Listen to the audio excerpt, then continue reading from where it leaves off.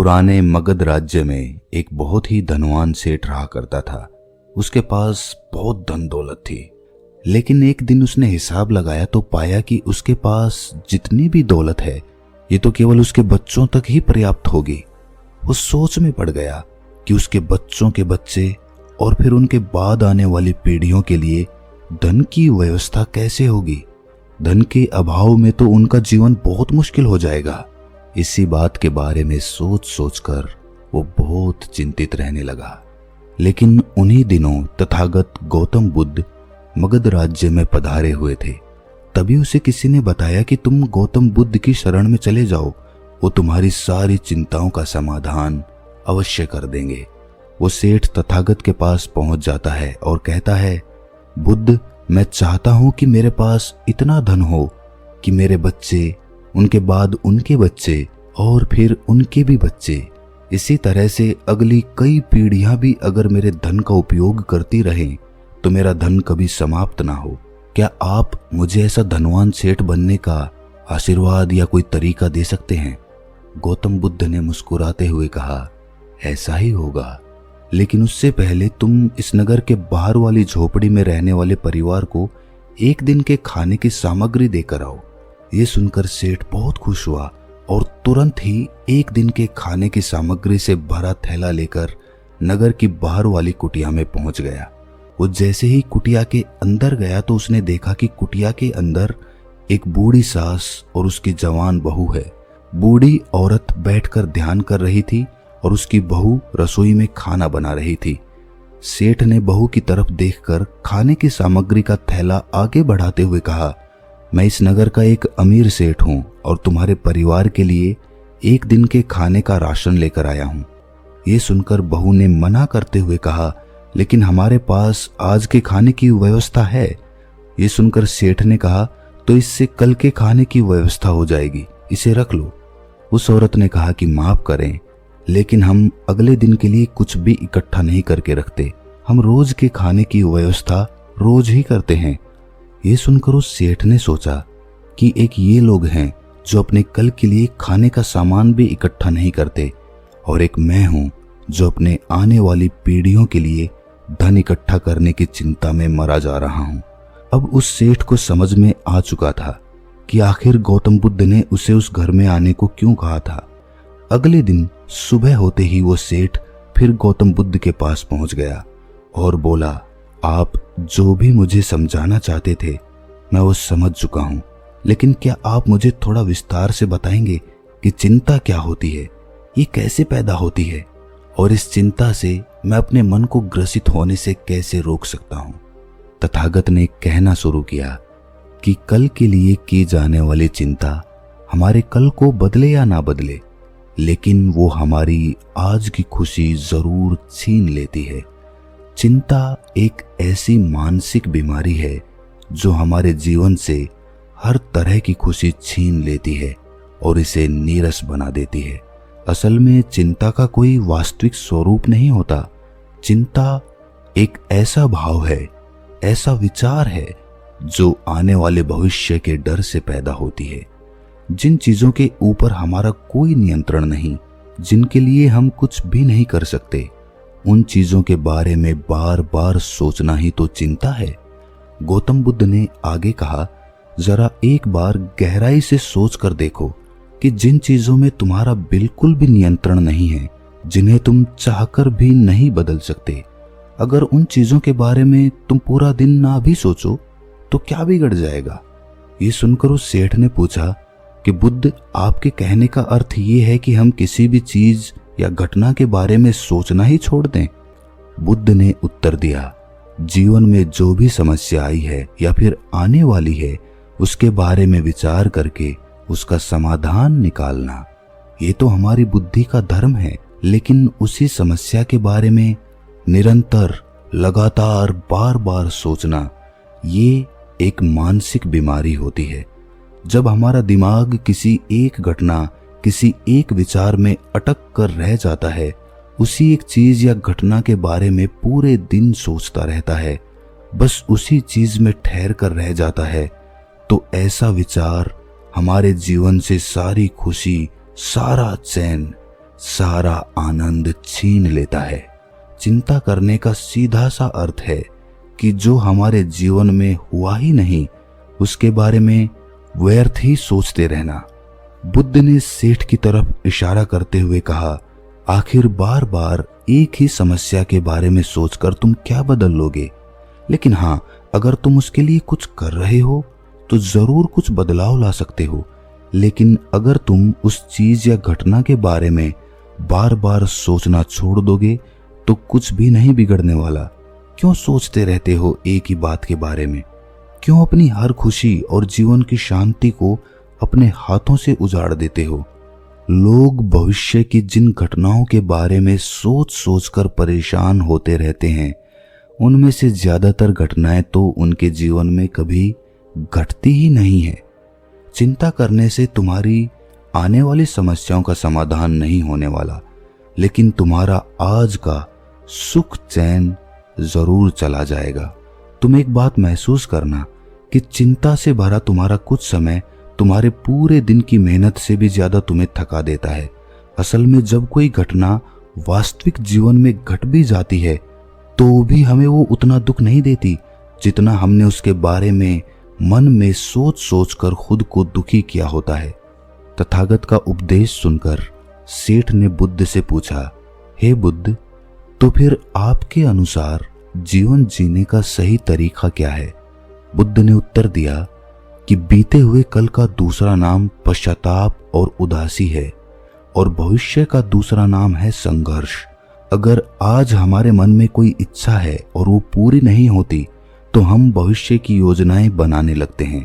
भविष्य में सारी इच्छाएं पूरी होंगी ऐसा सोचने लगते हैं। लेकिन जीवन ना तो भविष्य में है और ना ही अतीत में। जीवन तो इस पल का नाम है, यानी कि इस पल का अनुभव ही जीवन का अनुभव है। और हम सब ये जानते हुए भी इस सत्य से अनजान बने रहते हैं। या तो हम बीते हुए समय की यादों में खोए रहते हैं या फिर आने वाले समय की योजनाएं बनाते रहते हैं और हमारा पूरा जीवन इसी में बीत जाता है। सिर्फ एक सत्य अगर हम अपने अंदर उतार लें कि हम ना बीते हुए कल को बदल सकते हैं और ना ही आने वाले भविष्य को देख सकते हैं, हम तो केवल पूरे धैर्य और साहस के साथ भविष्य का स्वागत कर सकते हैं, उसे स्वीकार कर सकते हैं। ये सुनकर सेठ ने कहा कि बुद्ध, बात तो आप ठीक ही कह रहे हैं, लेकिन कितनी भी कोशिश कर लो चिंता तो होती ही है। ज्यादा नहीं तो घर परिवार की चिंता तो रहती ही है। बुद्ध ने उत्तर दिया कि चिंता होना तो स्वाभाविक है, लेकिन उस चिंता को चिंतन में बदलना हमारा काम है। चलो तुम्हें एक बात स्मरण कराता हूं जो तुम पहले से ही जानते हो। तुम्हारे आने से पहले भी ये संसार था, ये समाज था, परिवार था, और जब तुम दुनिया से चले जाओगे तब भी ये सब कुछ यहीं रहेंगे। तुम्हारे आने और जाने से कुछ भी नहीं बदलने वाला। वैसे भी तुम्हारे आने से पूर्व और जाने के बाद का समय तुम्हारे हाथ में है ही नहीं। तुम्हारे हाथ में है केवल वो समय जिसे तुम अभी जी रहे हो, वो समय जिसमें मैं अभी तुमसे बातें कर रहा हूँ, तुम मुझे सुन रहे हो, बस यही तुम्हारे हाथ में है। और हर बार तुम्हारे हाथ में बस इतना छोटा सा ही पल आता है और फिर वो हमेशा के लिए गायब हो जाता है। तो तुम इस पल का क्या करोगे? चिंता करके उसे बर्बाद कर दोगे? मैं तो यही कहूंगा कि हर इंसान को चिंतन करना चाहिए। चिंतन करना चाहिए इस बात का कि कैसे इस समय का अधिक से अधिक उपयोग किया जा सके, कैसे अधिक से अधिक महान कार्य हम कर सकें, कैसे हम सब में आनंद बांट सकें, खुद आनंद में रह सकें। याद रखना कि चिंता इंसान को उसकी चिता तक ले जाती है और चिंतन उसके मन को कुंदन बना देता है। सेठ ने कहा कि बुद्ध, मैं आपकी बात समझ गया कि हमें जीवन को ज्यादा गंभीरता से ना लेकर इसे पूरी ऊर्जा और आनंद के साथ वर्तमान में जीने की कोशिश करनी चाहिए। सेठ ने आगे पूछा, लेकिन अगर कोई इंसान चिंता से घिर चुका है तो वो इससे बाहर कैसे आए? तथागत ने उत्तर दिया, क्या तुम कभी किसी बड़ी सुरंग से बाहर निकले हो? कितना भयानक अंधकार होता है। सुरंग के अंदर हमेशा ही ये डर लगा रहता है कि अगर इसके अंदर फंस गए तो क्या होगा, कैसे निकलेंगे। लेकिन अगर ध्यान से देखें तो सुरंग चाहे कितनी भी बड़ी क्यों ना हो, सुरंग के दूसरे किनारे पर हमेशा प्रकाश ही होता है। और अगर उस प्रकाश तक पहुंचना है तो उस पूरी सुरंग को पार करके सुरंग के दूसरे छोर तक पहुंचना होगा। और ठीक इसी प्रकार हमारे जीवन में कई बार हम लोग खुद को निराशा और चिंता की काली सुरंग में फंसा पाते हैं, जहां से बाहर जाने का रास्ता नजर ही नहीं आता और ऐसा लगने लगता है कि ये जीवन ऐसे ही समाप्त हो जाएगा। लेकिन ऐसी परिस्थिति में ठीक उस सुरंग की भांति इस निराशा और चिंता को समाप्त करने वाला आशा का प्रकाश उसे ही मिलता है जो निरंतर आगे बढ़ता रहता है, जो लगातार प्रयत्न करता रहता है। इसीलिए अगर तुम्हारे जीवन में कभी भी उदासी और चिंता का पल आए तो रुकना मत, लगातार प्रयास करते रहना, तुम्हें सफलता अवश्य मिलेगी। अब तक सेठ गौतम बुद्ध की बातें समझ चुका था। उसने बुद्ध को धन्यवाद किया, उन्हें नमन किया और वहां से चला गया। लेकिन इससे पहले कि मैं वीडियो को समाप्त करूं, मैं आपको 5 बातें स्मरण कराना चाहता हूं जिनसे आप अपने जीवन की परेशानियां बहुत हद तक दूर कर सकते हैं। इस पृथ्वी को ब्रह्मांड में बने हुए 400 करोड़ साल से भी ज्यादा हो चुके हैं और अगर आप या मेरे जैसा कोई मामूली इंसान चिंता में बिता के भी चला जाए तो इस ब्रह्मांड को कुछ भी फर्क नहीं पड़ने वाला। जिस प्रकार जब चींटियों के झुंड को हम देखते हैं और ये देख पाते हैं कि ये चींटियां कितनी छोटी हैं और कितनी बड़ी संख्या में हैं, उसी प्रकार जब ब्रह्मांड में से हम इंसानों को देखेंगे, किसी ऊंचाई से देखेंगे, तो इंसान भी उन चींटियों की तरह ही नजर आएंगे। इसीलिए हर रोज खुद से बोलिए कि सिर्फ मुझे जिंदा नहीं रहना बल्कि जीना है, आनंद में जीना है, बिना चिंता के जीना है। दूसरी सीख ये है कि हर छोटी छोटी बात के लिए हम चिंता लेते रहते हैं, जैसे कि आज खाना ठंडा खाना पड़ेगा, कहीं ट्रैफिक में फंस गए या फिर किसी ने आपको डांट फटकार लगा दी। इतने बड़े ब्रह्मांड में इतनी छोटी छोटी चिंताएं हम फिजूल में अपने कंधों पर, अपने मन मस्तिष्क में लेकर ढोते रहते हैं। जिस दिन हमारी आखिरी सांस चल रही होगी उस दिन हमें एहसास होगा कि हमने अपना पूरा जीवन इन्हीं छोटी मोटी चिंताओं में व्यर्थ कर दिया और जो जानने की बात थी, जीने की कला थी, वो हम समझ ही नहीं पाए। आज जो परेशानियां हमें पहाड़ जैसी नजर आती हैं, कुछ समय बाद उन्हीं चिंताओं पर, उन्हीं परेशानियों पर हमें हंसी आती है। हम जरूर अपने जीवन में ये सोचकर मुस्कुराए होंगे कि किसी चिंता पर हम कितने दुखी हो गए थे और वो चिंता कुछ थी ही नहीं, लेकिन ये बात हमें बहुत बाद में महसूस होती है। तीसरी बात याद रखना, जरा ध्यान से सुनिए, इस दुनिया में कोई भी परफेक्ट नहीं होता, कोई भी परिपूर्ण नहीं होता। हर इंसान गलतियों का पुतला होता है, इसीलिए लोगों को माफ करना सीखें। इस दुनिया में ईश्वर ने जो कुछ भी बनाया है सब बहुत खूबसूरत है। अगर हम उसमें अच्छा नहीं देख पा रहे हैं तो इसका मतलब ये नहीं कि वो चीजें खराब हैं। चौथी बात जो आपके अहंकार और ईगो को मिटाकर रख देगी वो ये है कि लोगों की मदद करिए, उन पे एहसान मत चढ़ाएं। जब हम किसी की बिना किसी लालच के मदद करते हैं तो हमें अंदर से एक गजब की शांति और सुकून का अनुभव होता है जो हमें ताकत देता है। और आखिरी बात जो सबसे ज्यादा महत्वपूर्ण है समझने के लिए, वो ये है कि अगर आपको कोई धोखा देता है, कोई छल करता है, तो आपको परेशान होने की जरूरत नहीं है।